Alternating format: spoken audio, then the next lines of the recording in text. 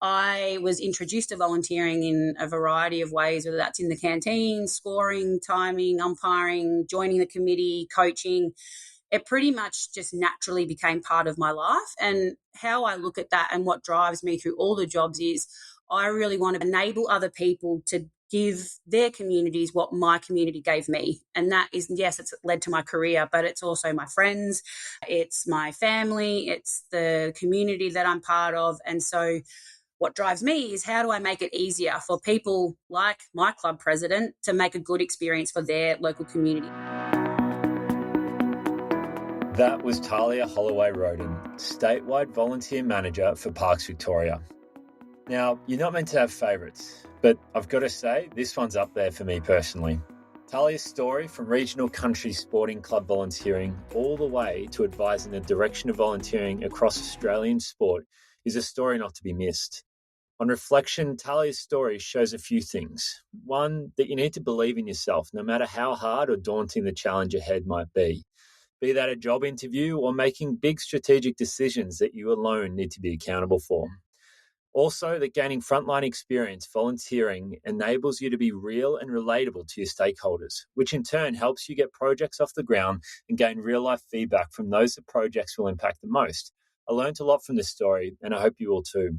And although Talia and I spent a lot of time talking about the nuance of her journey and her amazing roles in volunteering, it's important also to reflect on her role at Parks Victoria, overseeing a vast network of over 20,000 volunteers across diverse parks, estates and waterways. From governance and safety to fostering partnerships and community groups, Talia's strategic vision and unwavering commitment to volunteer support are shaping the future of environmental conservation. So sit back and enjoy Talia's remarkable journey, exploring the intersection of sport, community and environmental volunteering. So whether you're a seasoned volunteer manager or simply passionate about making a difference, prepare to be inspired by Talia's insights and experience.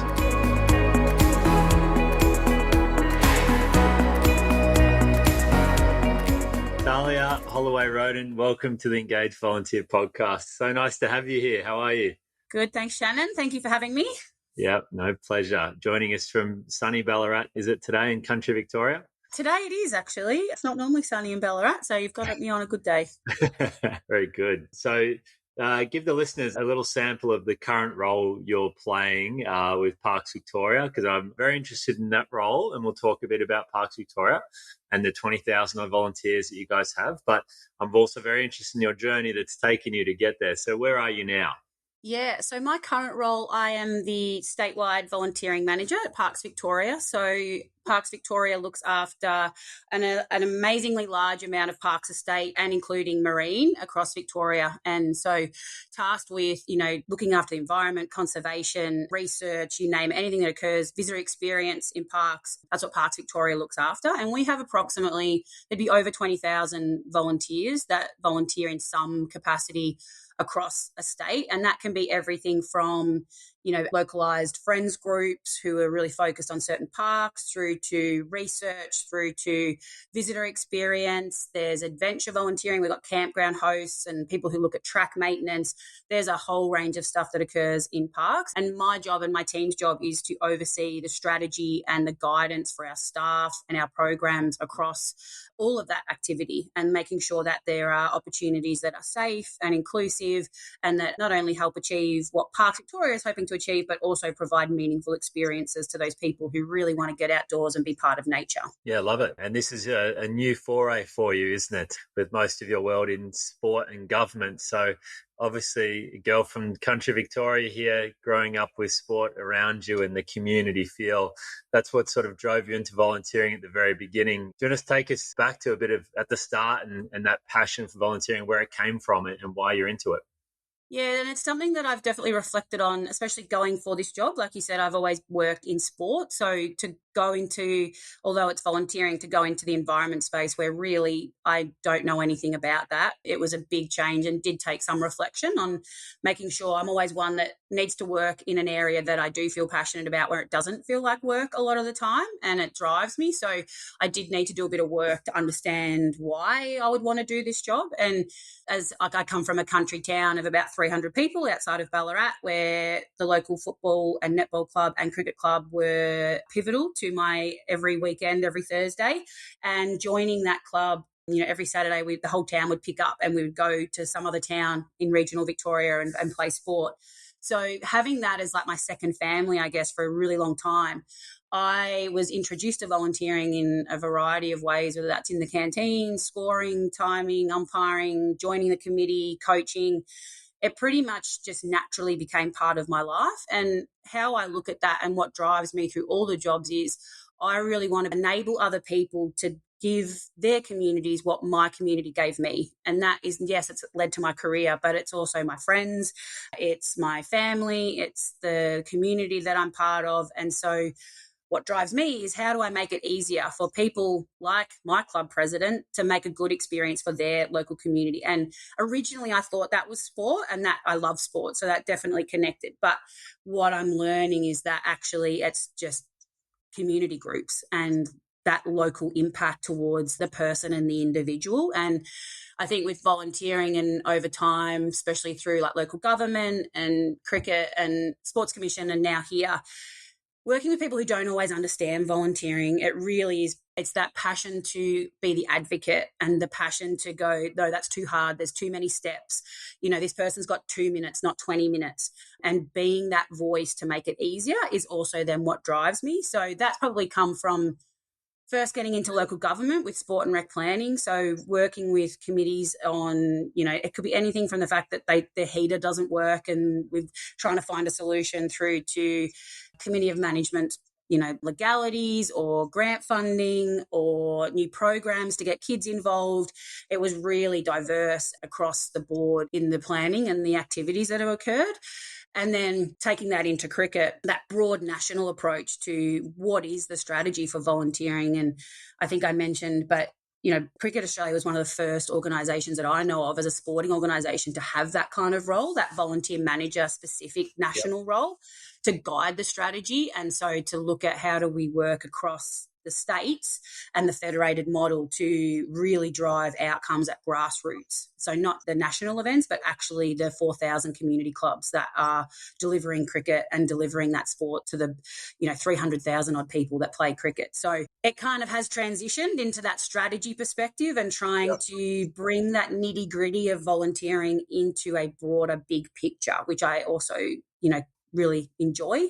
But being national, you are far away from the impact on the ground. So there were elements that touched on that, and we might go into some of that stuff. But this state role that I'm in now is a really good balance. And what drove me to probably also go to it is a good balance of I'm closer to the impact, which I like because that connects me, but I get to look at the strategy and have broader impact across the board. Makes sense. Nice. We uncovered a lot there. Thank you. I think what I want to focus on there was the first thing you said was very special, I think, just around that.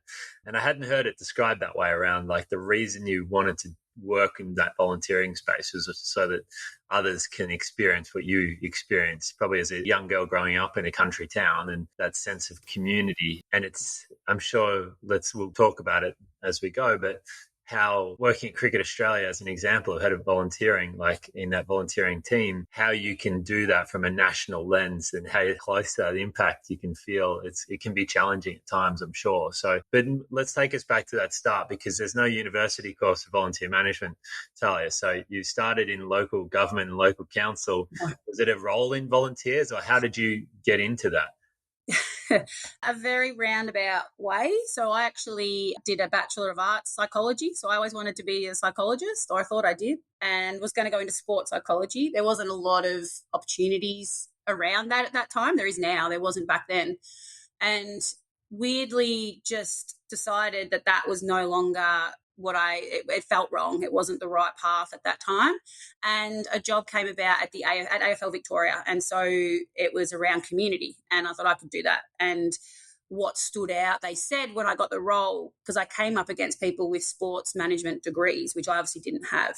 And they said what stood out was my volunteering. So they wanted someone who, if you're going to work in community, especially now, if you've got volunteering experience, that will give you a leg up, because you need to be able to talk to and for those people, but also it was different in terms of the people skills. So they saw that I could talk to people and all that kind of stuff around the psychology stuff, and I stood out as being a little bit different, and that gets your foot in the door for the interview, I guess. And then from there, the local government was quite similar. It was just something that at the right time just looked different. And I thought, because I had no idea about sports management, because I wasn't in the university, I wasn't in any of the courses, I had no idea that you could even do this as a job. And so it was a job that was close to home, but really talked about, again, that community element that was around sport and recreation. So that was probably my first learning about actually what is recreation. I didn't realise what even council was, to be honest. I was 21 years old and probably had voted at a council election. I'm not sure by that point, but I had really no idea. And so that was my first step into a really small kind of council, which was good because you had to learn how to make a lot with not a lot. And just around how the governance of sport was taking shape and what goes into that and what needs to be considered. But I think going through the council way, instead of just going straight into the bigger sports, really gave me insight into the experience of the people on the ground rather than going straight into a higher position that's really quite removed. And so being able to, I think that led me to be able to always speak about, especially with volunteers in particular, I knew what processes councils were asking of them. I knew what governance was required. I knew that kind of thing from both angles. And so being on my local committee, but then also being on a council, I got both sides of the coin. And so it kind of naturally just progressed that way. You'd call it luck, but just the right time, I think, and taking that leap of faith that spoke to who I was and what I wanted to do, even though I didn't know it at the time. I think if we touch on that, there's a pretty constant theme of somewhat frustration of volunteer managers that work in businesses that are being guided perhaps from executives or whatever it might be that have not had that experience or don't understand perhaps how challenging it is on the ground, or that, as you said earlier, 20 steps instead of 5, like, well, why don't you just do that? How do you handle that? Like, because that can be quite painful sometimes, and you've seen both sides of it. How do you handle that? Yeah, it's probably changed over time. And I was thinking about this as obviously going to talk to you today. It's probably been my biggest learning over time and what has enabled me to, as I get better at it, get the outcomes I'm kind of after a little bit quicker. In that, I think originally I was always trying to articulate to people who didn't really understand that, because they'd never volunteer. It's not their fault. They don't volunteer. They've never did education in it. They have no comprehension of what volunteering is. And so it's never that person's fault in that sense. They've got other outcomes and KPIs they need to hit. So my job over time, I think, is how do I sell the message that I need in a language that they need it in? Because with that kind of thing, like overview of what's in it for them, and because that's really difficult in volunteering because we don't always have a lot of data. There's a lot of research that says it's really good for, social connection and mental health and physical health and skill development. But for some people, that's not really tangible. Tangible to them is, why would I spend time here and not here? Because I got a KPI that's here. And, they don't necessarily really appreciate all that bigger outcomes when they've got to deliver something really specific. And so for me, trying to put time and energy into probably 2 different things. One is data collection and really trying to, what do they want from it? What would make their job easier? How can I support them with their work, like with the volunteer program, knowing that I know I'm going to get these outcomes. I know this is where the work needs to go, but I need to speak to them in something that they understand. And so really trying to meet, not even halfway, probably going all the way to their side to put that time and effort into understanding their work and then aligning mine with them. But also visual. I found that, so when I first started, I've really tried to map always the volunteer experience. What are we asking of people from start to finish? Now, I can talk about that and say there's too many steps or this. Showing people in a visual way that shows 30 things on a piece of, this is what we're asking every single time. My job is to reduce that. Trying to make clear visual props, I guess. It's very operational, tangible tip, but really telling the story by using data and speaking in a language that suits them, because I felt like if I didn't do that for a long time, I was trying to push a rock uphill because we weren't speaking the same language. And being okay with that, because I think working in volunteering, we're so passionate about community outcomes and the people and all that stuff. and you don't understand why people don't just also Yeah. agree and believe what we believe. And so I Yeah. think it took a bit for me to go, if I want outcomes in my work, I need to shift and I need Yeah. to be the person that does that, because no one will do it for me. And Yeah. so that's probably a bit of a long answer, but it's been my biggest change over time, and I've seen results from that. Yeah. It doesn't always sit well, but knowing that, I have my own stuff that I want to work towards, that's how I kind of can now start to get there. For sure. And I think for people coming into their experience as volunteer leaders, I'm sure you would have screwed it up a few times as well, right? Like that's how you learn. Is there a few times it's come to mind where you're like, oh my God, I went about that the completely wrong way? Like, is something that comes to mind for you? Yeah, there's plenty of those. There's been meetings where I've, over time walked into done all the prep, done all the work, thinking, yes, this will, excite people because it excites me. And, very politely being told, what's in it for me? Okay, that's great, Talia, but like, how am I going to do that when I can't do this? And that's happened quite a lot over time. But I think also in those, it's taken the time to then understand the opportunity of those conversations to go, okay, well, talk to me about it, and to really listen. And then I try to turn that into an opportunity later on, that when I do come back, they've seen the change, or they've seen how I've listened and approached what their concerns were or their challenges were. And so it actually ends up a trust building exercise. But I have walked into plenty of, over my time, whether that's with the community, whether that's with boards, whether that's with directors, you name it, and had similar conversations. And I think that's what's helped me get to a point now where instead of maybe rushing into that, I do a lot more pre-work. It takes longer, but I feel like you're then not scrambling afterwards. Yeah. Yeah, I guess and my question was probably angled more towards internally how to get change management through or improve processes or investment, whatever it might be. But you just touched on it there for community. There's the other side of the coin here about volunteers. How do you go about change management and engaging with volunteers as well? Because you see the TV shows of where, council in particular, if that's where we are in your career now, going out to a community hall and trying to present to volunteers and say, here's the way forward. And if potentially some rough feedback coming your way. What's been your experience on the other side, less internally, for volunteers, engaging with them, and maybe some advice for people in the way that they engage with their volunteers? Yes, there's an episode of Parks and Recreation that is coming to mind, Yes. that I think speaks to exactly that experience. Yeah, it's incredibly challenging because a lot of the time you get the response of, well, I'm a volunteer. Like I'm giving my free time. And, when you're trying to ask of something.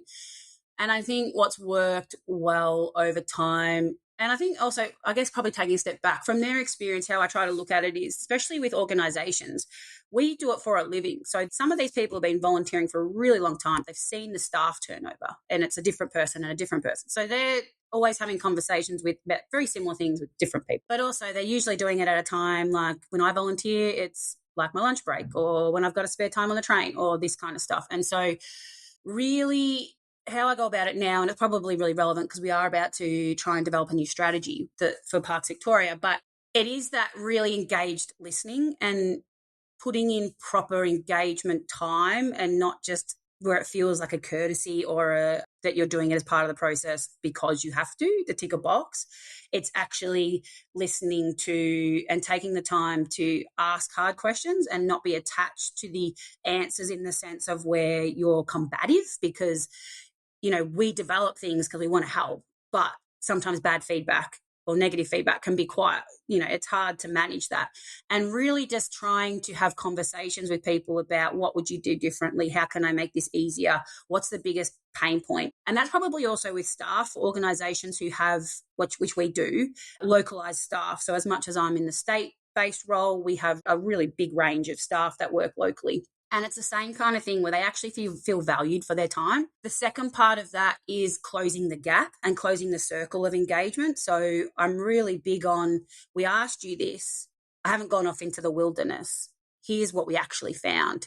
And I do think, because people go, I've never heard from you again. I never, it's that trust process over time where you do need to prove yourself that you are there genuinely and you are trying to do that. And then do what you say that you will do. Is if you're going to email, or I don't have an answer for you yet. I've been chasing it. I'll get back to you next week. It's those little things of treating them, and like all volunteers, like you would staff, in the people, and they're giving you their time for whatever that purpose is, that give them a good experience. The feedback's not always going to be good, but over time, if you're doing what you say you're going to do, then they can come along that journey. And as long as you're there holding their hand when they need to, or you're providing the tools that they're asking for, the support they're asking for, or being honest. Sometimes I think the biggest thing is if you can't do something, tell them you can't do it, because people prefer honesty than that kind of, oh, we'll see. Or so I am a big believer in trying to explain our story and why I might not be able to do something or what I could do, so that they actually see that I'm a trustworthy person, hopefully, that then is answering their challenges. But when you have a big organization like we do, you will never hit 20,000 volunteers. And so it's also all those little bits that go alongside that. It's the stories that you might put in a newsletter. Are they speaking to the person, or is it just, governance talk that's coming at them? It's those little bits and pieces that really show the culture of what you're trying to create that then sit around side. So if they don't get those other touch points, they can see who you are and what you're trying to be from all the other bits and pieces that they might be engaging with. And so there's probably two parts to that, I think, is do what you're going to say you're going to do, and look to the future, look to what your culture is, how you're actually treating volunteers as that center point in their experience. But then how do you deliver it when you are face to face and when you are, engaging with people and asking for information? Yep. I think I reflect early days pre-Rostify, or half why Rostify exists, being volunteer manager at Tough Mudder, Ironman, these sorts of events, and trying to, I guess I went too far into the camp of trying to be everything to everyone, especially when you, at those events, having, 3,000 volunteers potentially sometimes, right? And ending up with giving your phone number out to 500 people and saying, call me if you need something, and then going, oh my God, I've just made this much worse than I could possibly imagine. And I'm just trying to do good. I would say that's not uncommon, because to your point, you're wanting to be personal with people. What have you learned about doing this at scale? And you probably touched on it a bit there, but what's the point about doing that at scale? Doing it at scale is really difficult. And I think it takes a lot, especially if your role is not really operational on the ground, to mentally step out of that and know that there are other people that can support you in that work. And that how I look at it is, how do I enable others to do that as well, so that it's all connected, and I'm more like a middle person that connects all the dots across, like, especially the organization. And how do I give people the tools to know where we're going and what we're trying to achieve? And maybe they don't know how to talk to volunteers, and so there's training and education of that. But then it's also, I think, one of the things we did at cricket, and COVID actually did help it, like it did with anything online. We're always getting feedback on, I want to talk to someone like me. Like, it wasn't like they wanted to talk to Cricket Australia. They actually probably didn't want to talk to me. They wanted to talk to someone that knew their challenges. And so we did a lot of work on that and came up with, like, I just started a Facebook group, and it was for anyone who was volunteering in community cricket. And it wasn't advertised. It wasn't anything. And it organically grew ridiculously with really high engagement. And all it did was connect people with each other. But it was also a voice that I could control. I definitely have no training in being a community manager. I'll give you that. And I don't really like social media. So maybe I was the perfect person for the group. Yeah, true. I never talked about buying tickets. But I was trying to be my club volunteer voice in that group. And so all it was trying to do was, one, it was listening to their feedback, but two, they were connected with me in that the education that we were providing. And, I'd give sneak peeks to the webinars, or there's a new app coming out, this is how I've used it. It was always my trusted voice, and they knew who I was. They knew I was from Cricket Australia. They knew that I was my role, but it was never trying to kind of force anything of them. And then we used those stories to create a podcast. So I would interview people about, okay, what was the first step you did? What was the second step you did? How'd you get it through your committee? And so it was trying to I was the middle point to bring the information and the stories to the people. So I think I didn't really want to ever be the face of it. I didn't want to be, I'm not necessarily, I like to sit in the background and probably do the work and have other people be the face. But on scale, it's finding ways and tools that can push your voice out in a way that speaks to the language that the volunteers are after and gives them the information that they need, whilst also creating a bit of a trusted voice where maybe, sometimes there's not always one. And really that stays true to that culture of what you're trying to create. Yeah, I think that's such a good platform that you could do that. On the flip side, though, there's risk with that, right? You open up this Facebook group where everyone's in now, And then, a month in, everyone just starts blasting you saying the program's crap, I'm overworked, I'm not paid, all this sort of thing. There's risk there. Was that a consideration, or did you need to manage things like that? Yeah, it was a consideration. And probably not weirdly, but I didn't get a lot of it. I thought I would. I thought I would open up a can of worms. There was always, like any group on social media, you can have protections of joining it and stuff. So there's always the steps that you put in place that enable you to, remove someone or that kind of stuff. But that it is a fine line of, in a new space of, connecting and being a face of, the organization. They did know I worked for them. But I think because of the way I approached it, it was one, in saying that, I was always worried about what I was posting. There was never a moment that, no matter if I thought like I could listen to the podcast 10 times or look at my picture I was posting that was just a tip of the week and think, please, I don't want this to blow up, because it can. And being a public organization, it's, you don't want to be in that position and ever put the organization or myself in that position. But I think because I'd done the research, I'd listened and I think people were seeing that I was trying to find a way to, give them what they needed. It was overwhelmingly positive. There were a couple where, maybe some of them were a little bit negative, but overwhelmingly the actual response was really positive. The engagement of the page was always over 80%. People would message me and say, I've just really valued the group, and it was really organic.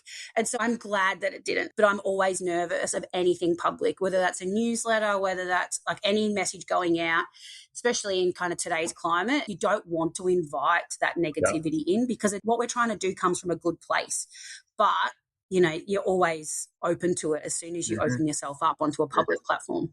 Yeah, big time. I think if we look at your journey then, I recall when you got hired by Cricket Australia thinking it was such a big role for a national sport. And you touched on it before, right? It was a bit of a game changer that no sport, in my opinion, at the time had that type of role. Do you recall that journey you went through, application, seeing the position, going, would I fit, would I not, nervousness?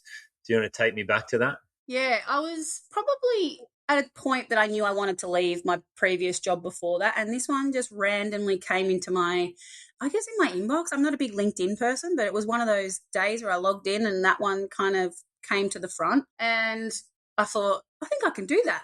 I mean, it's pretty scary. It's a national sporting organisation and an international one at that, with one of the largest participation programs. So, of course, there's a bit of someone better than me out there. And the process was really, I guess, like any community kind of arm of any organisation, everyone, especially in sport, everyone is there for that really genuine reason of trying to advance the sport. But I did need to go in there and, present on what I knew about volunteering and community. And I'm not a cricket background person. I like cricket. I don't play it. So coming up against people probably who worked in cricket previously in club development and very specific roles. But I think where the organisation at the time was also going was, it was a while ago now, but like I was a young female who was energetic and trying to bring a new lens to where I thought the volunteering space could go based on my experience. And so I think that's where hiring that new role and really trying to drive volunteer outcomes, Cricket Australia really dedicated in going, we need to think about this differently. Trends are going negatively. We can't exist without volunteers. We need some sort of revamped approach to where this is going. And so that was the feedback anyway of why I guess they were looking for someone like me, was, trying to drive staff across the country and, go out and speak to volunteers. They needed someone. I do have a bit of energy and I can talk underwater about volunteering. So bringing that positivity to it and going, we could do this or we could do this, let's try this, but still being really realistic with what volunteering was. But it has led to, over time, quite a lot of changes in just that, trying to think about things differently. And that's where, with volunteering trends going where they are, we all need to think a little bit differently and try to be cognizant of the fact that, there is still a lot of traditional volunteering, which is really valuable, incredible in what they achieve, but also knowing that if we are going to involve new people in new ways, we need to think differently. And so, it was nerve-wracking and terrifying, and I still remember my first day. I think I've still got the photo out the front of the office, because when you work in sport, that's one of the dreams, is to work for was one of mine, to work for an organisation like that, but always really rewarding and always really one eye on the big picture and giving me the ability to do it in a way that I believed was the right way. What didn't always, there were times where it was hard. There were times where it wasn't a priority, but working on things knowing that they could make impact. So like those examples I used before, I had originally pitched that quite like about a year before, and a few other different bits and pieces with that, but it wasn't the right time. So it's then parking it, working on it, and then knowing that there will be another opportunity to present that because, the organisation trusted that we were going in the right way. But yeah, it was a bit of a whirlwind as much as I was there for quite some time. The only probably other challenge I had was because it was a new role, there was no one to talk to in the sense of there were no other sports at a national level, which is a different conversation than a state level, to talk to or to, like, I didn't know who to reach out to. I tried. It was kind of bits and pieces. There was no one to learn from who had done it before. There was no one who could understand my challenges from that federated model perspective.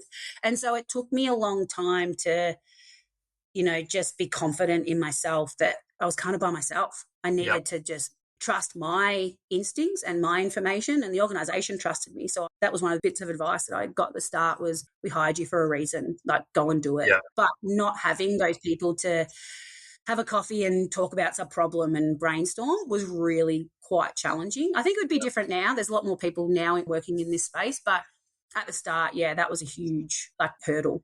Yeah, I mean, it's something you should be really proud of. I think that mission you went on there, really flying solo in one of the biggest roles in one of the biggest sports in Australia, let alone the world, ginormous position for someone to be in, and in itself not having anyone else to speak to and just being told, we hired you for a reason, deliver.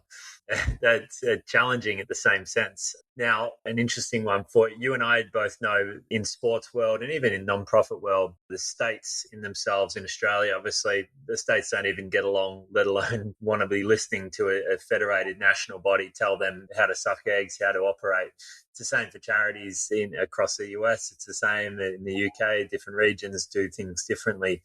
You're trying to come in to try and centralise, in a sense, the way that volunteers are engaged across the country. What were some of the biggest challenges you faced about getting everyone on the same page? I still have that in the state version because every part of the state's always different too. So I think it's a lot of time, which you don't always have. You need to find time, is meeting, and especially even in person. That's not always achievable depending on, where you are and all that kind of stuff. But is getting, and it's probably the same like I was saying with volunteering, the way I approach it is I need to get to know the people, that they need to get to know me, especially when it's a national federated kind of model. Who is this national person coming in to tell me what to do? It's a real thing. And you're right, with history over time, people have been burned, or there's a whole lot of political things that go into organizations that you are not aware of and that can, cause of tension. It also, every state is probably delivering things totally differently. So they're always coming with, if you want to try and make one way of working and there's, 7 different people in the room all doing it different ways, that works for us, that doesn't work for us, but that works for us, is combative and it's hard. And so trying to understand where they're coming from, and again, that work of what is their work, what are they being asked by their bosses, where does it sit with them. But I also think the value of how I approach it now is doing all that work to understand it, looking at what from at that time, the national, but now it would be the state perspective of where we want to go, and then having them help develop a framework that is flexible enough for local outcomes and, information and activities, because we are all different. What happens in the regional Victoria, where a town of 200 people, is different than Metro Melbourne, where it's got thousands of people. So the same approach isn't going to work. But coming up with and having the group define and work with me on the frameworks that are going to affect them, and then enabling them to bring it to life in a way that suits their community, is how I approach most of it. So as an example, we had national awards at cricket, and it was the first time we'd done a big Volunteer of the Year award. In the end, I needed to know nominations for these 12 categories. That was ultimately what I needed to know, and that they were going to come to Melbourne. I was going to fly them in. But coming up with what those categories were really important to those staff, because that's what they were going to promote to their community. And so having them feed into that and the timings of it, I needed to have it in National Volunteer Week. So for me, what was the latest they could get them to me for, having them be part of that. So it's a conversation, but not telling them what to do. Like, not everyone had budget. So if staff just kind of came up with them because they know the local community versus a big state dinner. It didn't bother me in that sense because I couldn't contribute bulk money to this to help them. So if they got the answers they need and it worked for their community, it worked for their staff, then I believe who am I to kind of tell them that they shouldn't do that or that they need to find $20,000 for a breakfast or whatever that looked like. So that's how I do approach it, is realistically what do I need and what's the outcome in terms of where we're going, and then give enough information that they know how to feed in, and then allowing that flexibility to a point. There's obviously nuances to that, but the flexibility to deliver in a way that speaks to their community and speaks to the staff that ultimately are doing it on our behalf. And so that's probably how I approach most of our programs now, is that joint collaborative approach, but a true collaboration of the outcome. Yep. And with that, right, you can't control everything, those conversations that are happening at the grassroots, even the state level. And so I'm sure there would have been times across that role where you do roll something out and then the Shepparton Cricket Club or whatever say, Talia, this is miles off. Like, where did this come from? But you're going to need to stand up in your role and say, here's why and whatnot. Have you had to go through that sort of the pain, I suppose, of people that just either were misaligned through that journey of consultation and then dealing with the pain that comes from that? How do you handle that? Because that can be really challenging.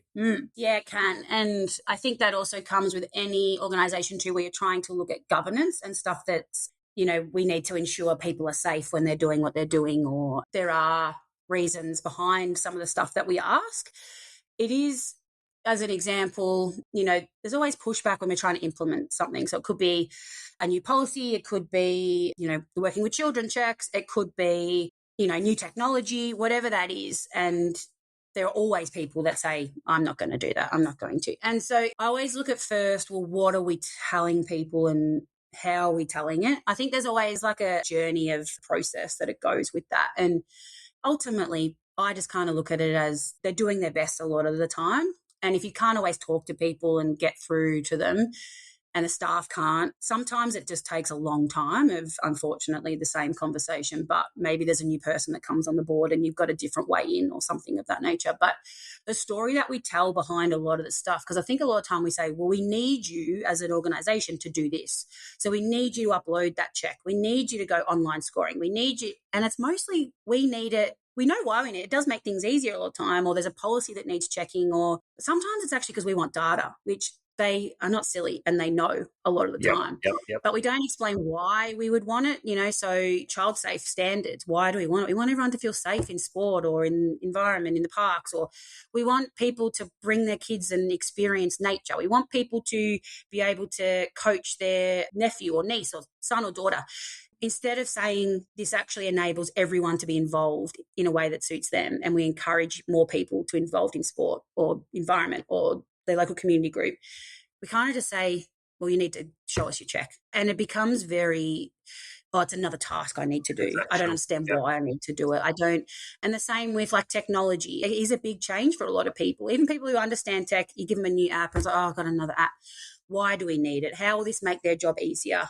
Why do we need it? And I do think the first part of that is checking the story and making sure it speaks to and helps them understand. So as an example, we had an inquiry because obviously volunteering in nature can be dangerous.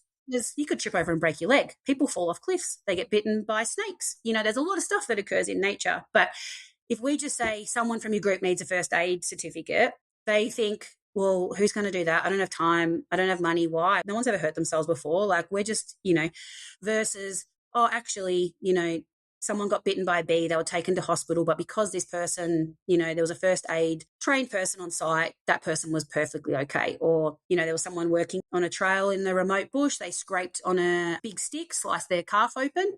Someone was trained in first aid, they were able to get them to safety, and there was a procedure to get that person. So that story is incredibly different than you must need this, or we need to see this. And I do think we miss out on that because we're trying to get the information we need versus, and that's how I probably do advocate internally is, okay, I'm happy to ask volunteers for things. That doesn't bother me because I do think we have a role in making sure that people are safe and that we have information we need. But if they're going to require something that, I'll use a wide example because, okay, if you want something that tells me about, something working with sharks and there's 100 things you need to have in place, like tell me the story of why they're needed. okay, Yeah. well, 20 people got bitten by this in the Yeah. last, okay, that makes more sense to me than just why I need to give you all this information. So Yeah. that's probably my biggest thing and learning is telling the story in a way that is really tangible to that everyday person so that they can see, oh, this could be me. That makes sense to me. I think there's two things I've picked up there is internally and to the volunteers, right? There's two key stakeholders that you need to manage here. And I'm making presumptions here, but maybe early on in your career and for anyone's career, you probably rush into that, we need this. And then as you progress, you get a lot of no's and Talia, you're crazy. Why would I bother? I'm already volunteering enough. I'm not going to do that. Or internally, Talia, like, as you said, you got knocked back when they're like, why? What's in it for me? I think what I'm picking up here is around the need to pause, take a breath, strategize. How is this going? Like, why? What's the reason behind it compared to just give me this tomorrow? As you said with the volunteering awards, you need to plan probably 9 months in advance and work out your dates and when the comms are going. The more experienced volunteer leaders that I speak to, I pick up a pretty common thread of needing to be composed and very organized, but also very brave too, because it would be easy for you in your position to just have, for example, executives or whatever come in and say, we need this and we need it ASAP.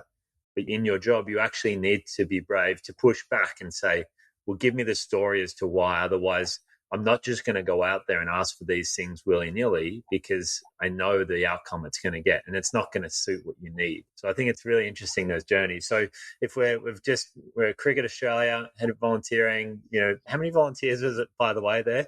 Stupid numbers. 300,000? Wow. So a few volunteers you're engaging with around the country.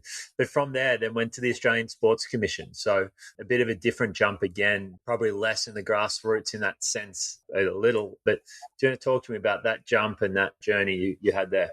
Yeah, I think it was the first time that I realised, because you have these conversations about your career with people over the time, and sometimes advice can be you don't want to, pigeonhole yourself in one kind of direction. And so I was very conscious of just doing like sport volunteering. I was very conscious of that for a little while, and I was always trying to broaden out to more like club development and that broader supporting of committee. But I think just probably also just with where things are going and maybe my experience, I've kind of lent into it a little bit and gone, you know what, I love it. I love talking about it. I like that I can have impact. I think I can have impact. And I think the sport sector needs it because people don't know how to address it and they want to, they just don't know what to do. And so after being at cricket for quite some time, it was probably just that natural next step. And I'd always wanted to work for the Sports Commission just because I wanted to help all sport. I loved my local, I loved cricket, but I liked local government approach in that I dealt with archery and then it would be bowls. And every day was totally different in what I was learning and talking about. And so that job came up, and so basically it was to oversee or develop and oversee the strategy of volunteering for the federal government.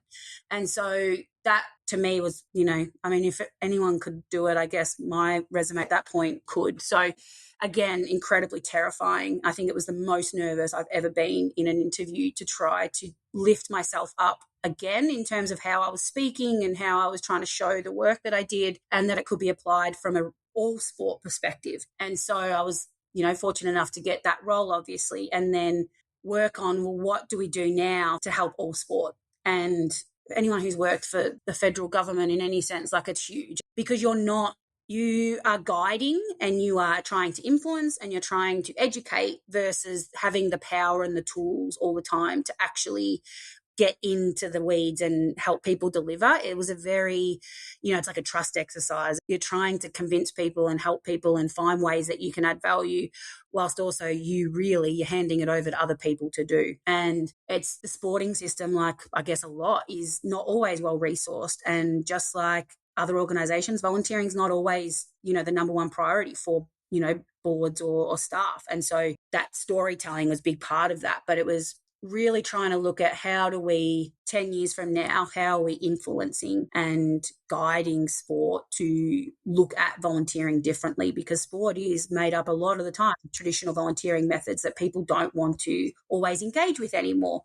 And the traditional structure of, put a number on it, hours per week, every week, and you're locked in for 10 years, people aren't resonating with that as much anymore. And so sport is at risk because it is delivered basically by volunteers, and that's also the elite programs. So, yeah, being given the opportunity to dive into that was incredibly rewarding. I think I learned, though, that was probably too far removed from the impact. I think there's a balance of the more workshops I did, the more presenting and working with sports and stuff, the more I realized for me personally, I think I needed a closer connection to where the people were that I'm trying to help. Good to test though, and understand where your threshold is of close to people, and then governance and strategic and top level, and great experience as well for you to see that top level. And every organization has its challenges, but government, especially at that sort of federal level in itself, would have sure to had a lot of challenges for you compared to probably even now where you are, and being able to be more impactful potentially in the short term around things. So how did you balance that sort of 10-year idea and going, well, yeah, Talia may not be in this job in 10 years' time, but the work I'm doing today, I'm not really going to see much impact about it. Like, how did you balance that and passion and outcome-driven work you've probably always done? Yeah, how did you find the balance? Probably didn't is probably the answer because I'm also one to just get things done. So I like to, especially coming from a sport where it's not government, you can just get things done. And so that was challenging in that perspective, is that, you know, what you're doing now might never pay off, or it might in 5 years. And just government in general is challenging with processes and all the stuff that comes with all of that. And so I guess I tried to balance it more with that providing, I guess, education and service, but it wasn't scalable in this sense, in that I was the only one. But where a need was really trying to educate people and clubs and staff from states around what do we need to do. And so that people side of it and the relationship side and presenting and workshops and that kind of stuff, where I could see the people in the room, you know, you get that initial feedback that this was helpful, and that was, you know, probably the bit that balanced it. Or there were certain projects, you know, like we built the start of a volunteering hub for sport and a few bits like that where I was really hands-on. That was probably the balance. But in the end, and one of the questions which I did need to ask myself was, could I do this for 10 years with always that, you know, that one eye ahead, and it's really like long-term, like just heavy in the work. And like in the end, it didn't sit well in that sense. I do think I could have had good impact. I do think it was just more at the time, I needed probably a bit more like tangible demonstration of my impact. I think, it's just, because you're not even in a sport. So there's no direct outcome. So, I do think now is a better balance, or back into sport is a better balance, where I still really enjoy strategic. I like looking over the whole program and where 5 years from now is. I still really enjoy that. And I want to roll with that when I move forward, no matter what that is. But closer to actually understanding what the impact is that I am contributing to, I think is important. This is a tricky question for you, but how far in trouble is volunteering in sport, do you think, now? And you may not have a direct answer for it, but the world's changing, right, around the way volunteers are engaging with organisations. We spend a lot of time, mostly with non-profit organisations, around this, but you, out of anyone, has probably the best view of sport volunteering. What's your thoughts on that? And maybe think about our international listeners here that aren't in Australia in sport. Yeah, I think it's an interesting one, because it's definitely under threat if we want to continue to expand and grow, which is always on the radar of all sports, because also sport registration brings in funding, and, you know, participation brings in funding, and it all leads to, you know, viewership and all that kind of stuff. So sports do want their participation base to grow, and because it leads to better teams. There's a whole lot of, you know, bits and pieces that sit in that puzzle. But I think the biggest risk is that we're asking too much, and people don't want to take it on. If they're in, they might not last much longer, because ultimately the joy gets taken out. And there will come a time where traditional volunteers who are holding on and who are very connected and very that, you know, week in, week out, can't do it anymore. And there may not be people to replace them who are going to take on that workload. But in saying that, you've got clubs that are thriving. You've got clubs that are doing it well, and no matter what the sport, doing amazing. And then you've got clubs that are folding because they can't get coaches, and they can't, and that's all sports. That doesn't matter if it's cricket or netball or football, soccer. Or you look at, the Women's World Cup with Australia. It's had a huge influx in girls, which is incredible. You've got to make sure there's places for them to go and there's teams for them to go with team managers and coaches. And the sports are doing a lot of work to do that. But that's all sports. And, even just sideline behaviour is getting worse. And that's coming through as reported as so then why would you want to coach if you get yelled at? I've been yelled at as a coach. It doesn't feel nice, and you're just trying to give up your time. And so I do think that if things don't change, we are going to be in a really tough position as sport to try to increase participation. There's a rise in things like, running and, that more, I guess, in your own time activities like marathons and triathlons and park run, all these things that people can choose to spend their time with in a different way. So, which is amazing, and we want place for both. But if we don't look at how we actually work with volunteers, recruit them in a way that suits them, that talks to their language. I honestly just did my canteen roster for our netball girls the other day for the whole of club. Everyone only has to do 1 hour. So I've put that time in, and I'm asking 1 hour of people rather than trying to go on the same people every week.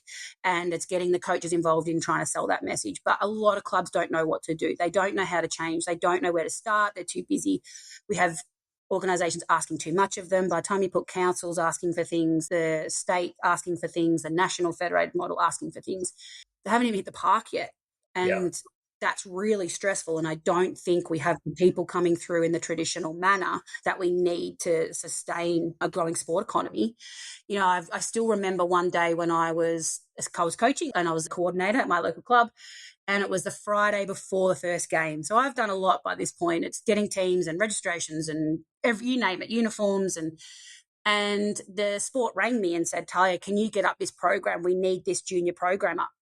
And I nearly lost it. And I actually work in sport, so I knew what was going on and the value of the program. You didn't have to sell that to me, but I was at capacity. And there was no way that throwing something else at me when I'm work full time and I commute and all this kind of stuff was, those are the moments where people go, I can't do this anymore. And it makes people not want to take it on because you watch other people. So I do think it's a very long answer, but I do think sport will always run. We always have. But if we want it to grow and involve more people, we've got a changing population. We've got a growing in age population. Kids aren't getting involved as much anymore. There's other things so the dropout's quite high. You put all that together and it's all run by volunteers. And so we're asking volunteers to be the future of our sport, but we don't invest heavily in supporting them. So I do think it's a big red flag. Do you think, because a lot of those challenges you highlighted, it's not like they've never existed before. Maybe been asking for more in terms of compliance and hoops to jump through. And I'm sure I'm speaking out of turn here really, but maybe my direct questions around younger demographics of volunteers as well. Do you see that that's changed over time? Are clubs struggling to bring in younger volunteers, or is that just a story we hear in volunteering that, they're young, they're lazy, they don't want to get involved, they're playing PlayStation? Like, what's your feeling from that when you speak to clubs and organisations? I think there's probably two sides to that. Even in environment, it's a very similar conversation. I think volunteering is the same no matter what in my experience from talking to people, like sport is similar to now when I'm in the environment conservation place, because in that youth are wanting to volunteer. They are wanting to get involved. They just don't necessarily want to be involved in a way that, maybe traditionally we want or that other groups want who are offering volunteering opportunities.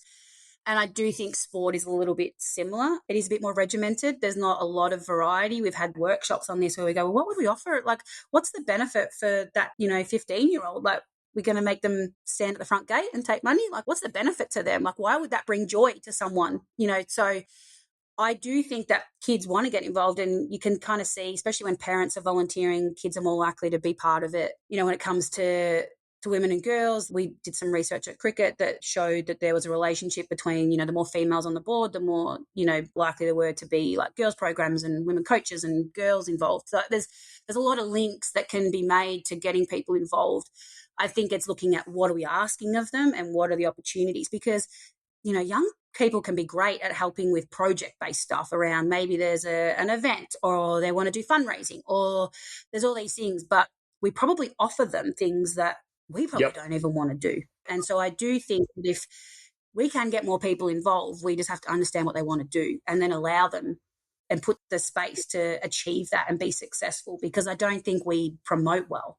Yeah, and I think it's not even promote, but in the way I think about it, selling it well. Like, it's not one offer to community to volunteer, in my opinion, or the future of volunteering isn't that. It's about saying, well, Talia, you look like this is your demographic potentially.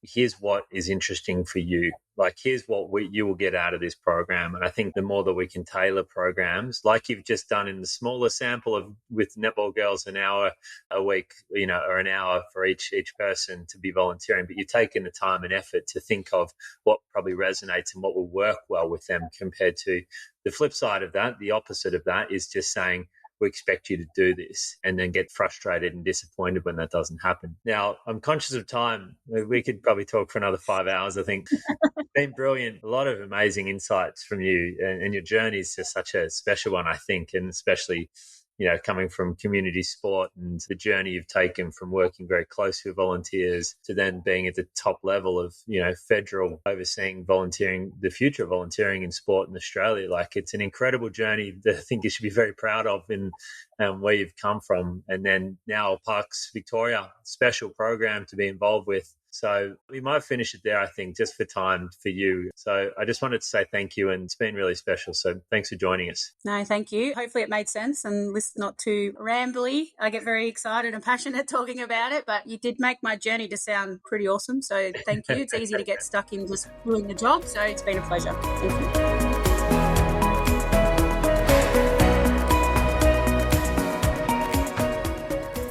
Thanks so much for listening to the Engage Volunteer podcast. Join us next time as we continue our journey through the world of volunteering.